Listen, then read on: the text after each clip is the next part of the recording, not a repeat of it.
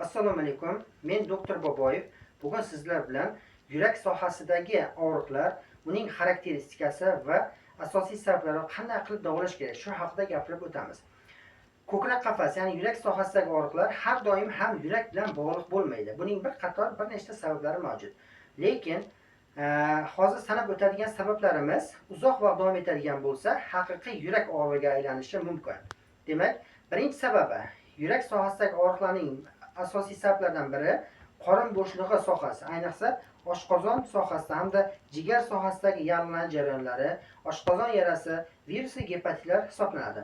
Ya'ni oshqozon va jigar sohasidagi yallig'lanish kelib chiqadigan bo'lsa, ushbu sohadagi oshqozon va jigarning diafragma sohasidagi boylamlarida og'riq nuqtalari paydo bo'ladi.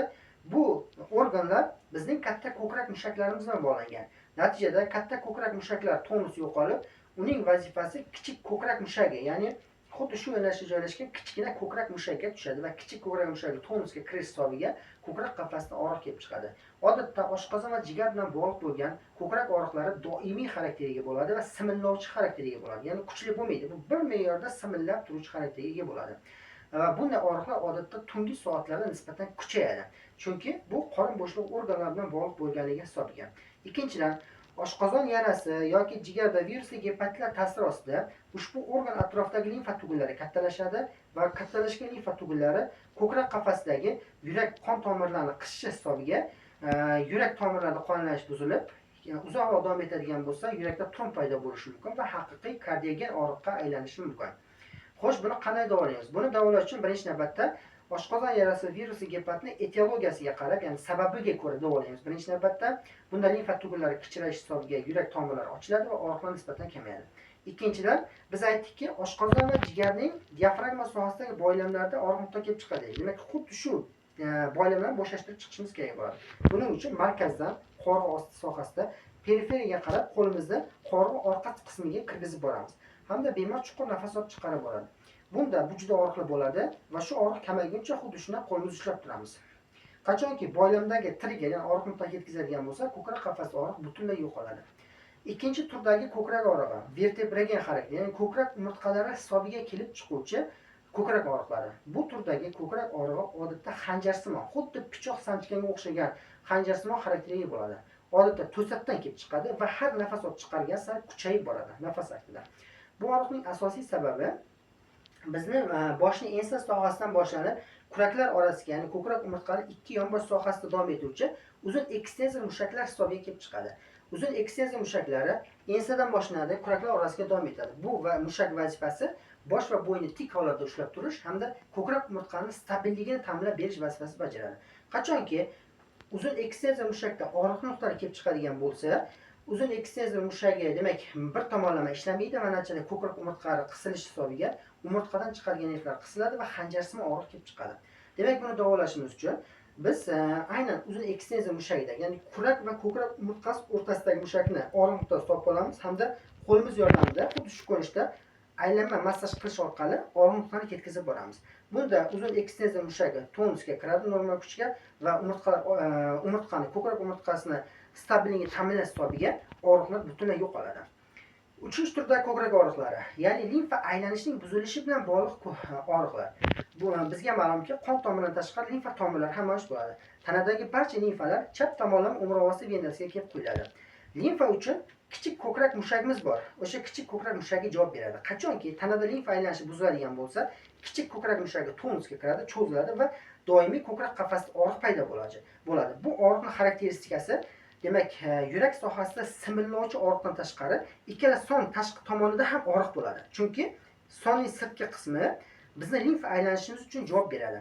Demak, shundan farqlab olsak bo'ladi. Ya'ni sonning sirtida va yurak sohasida simillovchi og'riq bo'ladigan bo'lsa, demak, bu limfa aylanishi buzilishi bilan bog'liq. Buni davolash uchun ikki tomondan ikkita umrov suyagimizni to'shgan nuqtasida chuqurcha bor, umrov ostida. Shu chuqurchani ikkita barmog'imiz yordamida ushlab turamizda qorin bo'shlig'i sohasidagi limfani haydashimiz kerak bo'ladi. Bunda yana qorin bo'shlig'ini pampash qilishimiz kerak bo'ladi. Chuqurroq bosgan holatda limfani haydab chiqamiz. Bemor yotgan holatda joylashadi, qo'l xuddi shunday ko'rinishda joylashadi va qorin bo'shlig'i limfa haydaladi. Ikkinchi yo'li aynan shu umra osti sohasiga zuluk qo'yadigan bo'lsak, bu zuluk ham tanadagi limfani so'rishi hisobiga ko'krak qafasidagi va son sirtqi tomondagi og'riqlar yo'qoladi.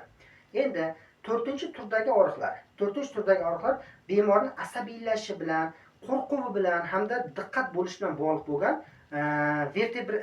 asab bilan bog'liq bo'lgan nevrotik og'riqlar, ya'ni kardionevrotik og'riqlar deb aytamiz. Bu turdagi og'riqlar odatda har xil xarakterga ega bo'ladi. Ya'ni ko'krak qafasida achishuvchi organ bo'lishi mumkin, g'ijimlovchi og'riq bo'lishi mumkin yoki bo'lmasam, demak xuddi xanjar urganga o'xshagan organ bo'lishi mumkin. Bu turdagi og'riqda simirlovchi xarakter ham bo'lishi mumkin. Odatda bemorlar nafas olishga qiynaladi bu turdagi bemorlar hamda bo'g'ilib kelaveradi. Xuddi tomoqqa nimadir tiqilganga o'xshab ko'rinaveradi bu turdagi og'riqlar. Xo'sh, buni xarakteristikasi qanaqa bo'ladi? Kelib chiqishning sababi. Birinchidan, adashgan nervimiz asabiylashgan paytda, bemor asabiylashgan payt yuqoriga qarab ko'tariladi. Bunda ko'krak qafasi va qorin bo'shliq a'zolari ham tepaga qarab ko'tariladi hamda diafragma spazmi kuchayadi. Diafragma spazmi hisobiga bemor keraklicha havo ololmaydi tashqaridan va natijada bemorda havo yetishmovchilik hissi paydo bo'ladi. Endi asabiylashgan paytda oshqozon yuqoriga qarab ko'tarilib, yurak qon tomirini qisib qoladi. Bu juda tez sodir bo'lganligi hisobiga yurak qon tomiri birdaniga qon aylanish pasayishi hisobiga kardiogin xarakteriga bo'lgan achishuvchi og'riqlar, kuydiruvchi og'riqlar kelib chiqishi mumkin. Endi bu turdagi og'riqlar bemor bo'g'ilib keladi deb aytdik. Chunki oshqozon yuqoriga ko'tarilish hisobiga nafas yo'llarini ham qisib qoladi va natijada bemorda bo'g'ilish hissi kelib chiqadi. Endi bu turdagi og'riqlar xanjarsimo xarakterga ega bo'ladi deb aytdik. Chunki adashgan nerv qisilishi, tepaga ko'tarilishi hisobiga ko'krak umurtqasi ichki tomonidagi fatsiyalar ham qisiladi. Natijada fatsiya orasida o'tuvchi ko'krak umurtqa nervlari qorg'alar orasidagi nervlar qisilish hisobiga xanjarsimo xarakteriga ham ega bo'lishi mumkin. Xo'sh, buni qanday davolaymiz? Buni bir necha qadam bilan davolaymiz. Birinchi navbatda adashgan nervning boshdan chiqadigan qismini chap tomonlama yaxshilab massaj qilamiz, stimullaymiz, ya'ni qisilgan nervni bo'shashtiramiz qo'limiz yordamida hamda bo'y umurtqasi bo'ylab adashgan nervni bo'shashtirib boramiz. Ikkinchi qadam, ko'krak qafas sohasidagi yig'ilgan fatsiyani bo'shashtirish va adashgan nervni bo'shashtirish uchun ikkala umrovni ustki tomonidan bosh barmog'imizni kirgizamiz va bemor chuqur nafas olib chiqarish so'raladi. Bunda barmog'imiz umrovning orqa tomonida joylashadi. Bemor chuqur nafas olib chiqaraveradi, biz umrovni orqa tomonda, ust tomonda bosib turamiz. Bunda fatsiyalar to'g'rilanishi hisobiga ko'krakdagi og'riqlar yengillashadi. Uchinchi qadam, diafragma spazmi uchun deb aytdik. Demak, diafragmani oyoqchalar sohasiga qo'limizni kirgizgan holatda bemordan chuqur nafas olib chiqarish so'raymiz. Bunda qo'lni xuddi shu ko'rinishda ushlab turamiz. Diafragma oyoqchalariga qo'limiz tegishi hisobiga diafragma spazm ketadi.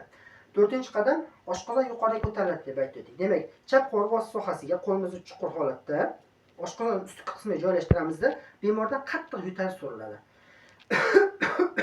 Bunda qo'l yordamida oshqozonni pastga bosamiz. Qachonki bemorda ko'ngil aynish kelib chiqsa, bu oshqozonni joyiga tushganini, pastga tushganini ko'rsatadi. Natijada oshqozon pastga tushishi hisobiga yurak devorlari qaytadan ochiladi va yuqoridagi og'riqlar butunlay yo'qoladi. Demak, bu kardionevrotik og'riqlar, asab bilan bog'liq og'riqlar. 5-turdagi yurak og'riqlari haqiqiy kardiogen og'riqlar.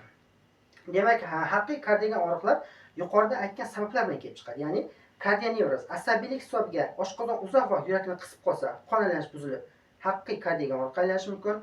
Oshqozon yarasi, jigar gepatitlarida limfa tugunlar yurakni qishish hisobiga haqiqiy kardiogen og'riq aylanishi mumkin. Yoki bo'lmasam, tanada limfa aylanishining buzilishi hisobiga bronx atrofidagi limfa yurak tomirlarini qishish hisobiga haqiqiy kardiogen og'riqqa aylanishi mumkin. Demak, bu turdagi og'riqlar odatda epigastral sohada, ya'ni oshqozon sohasida, tush ortida, pastki jag'da, chap yelka sohasida kuchli achishuvchi, kuydiruvchi xarakterli og'riq bo'ladi. Demak, bunday holatda biz darrov EKG analizini qilishimiz kerak bo'ladi.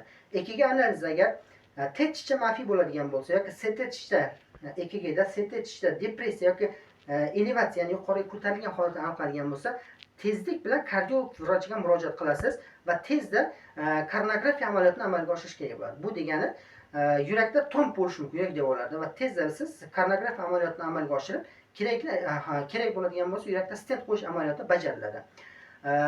Demak, xulosa qilib aytadigan bo'lsak, yurak og'riqlari asosiy 5 ta sabab bilan kelib chiqar ekan. Birinchisi oshqozon yarasi, jigar gepatitlar hisobiga, ikkinchisi kardiyaga vertebraga xarakteriga bo'lib, xanjarsimo xarakteriga bo'lgan og'riqlar, 3-turdagi og'riqlar, limfa aylanishining buzilishi bilan bog'liq og'riqlar, 4-inchisi asab bilan bog'liq kardionevrotik og'riqlar, 5-inchisi haqiqiy kardiolog og'riqlar. Lekin barcha turdagi yurak og'riqlarida albatta EKG amaliyotini amalga oshirasiz. Agar EKGda sizda TTC manfiy yoki bo'lmasam CTC o'zgarish bo'ladigan bo'lsa, albatta kardiologga murojaat qiling. Chunki yurak tomirlarida tromb bo'lishi mumkin. Agar siz EKG amaliyotida yuragingiz normada chiqadigan bo'lsa, yuqorida aytib o'tgan mashqlarni bajaradigan bo'lsangiz, yurak og'riqlari batamom yo'qoladi. Video ma'qul bo'lgan bo'lsa, kanalga obuna bo'ling.